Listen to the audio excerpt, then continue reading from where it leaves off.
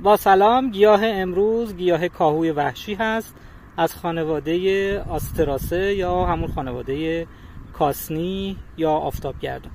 این گیاه به صورت علف هرز در مزارع و پارک ها رویش داره، به صورت خیلی وسیع بیرون میاد توی اوایل فصل بهار و به عنوان یک گیاه خواب‌آور و آرامبخش مورد استفاده هست. میتونید به صورت تازه گیاه رو مصرف کنید یا به صورت دمنوش خشک کنید و دمنوش استفاده بکنید.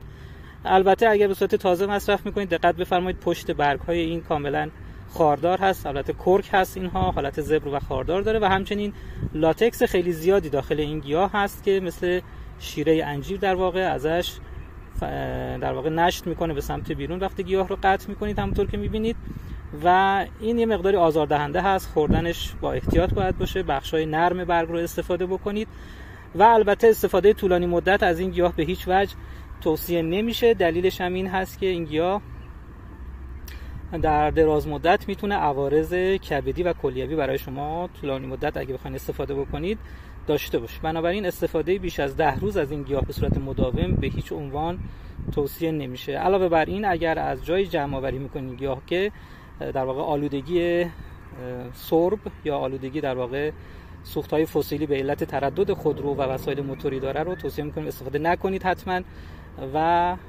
از جایی بچینید که فاصله داشته باشه از مناطق تردد انسانی.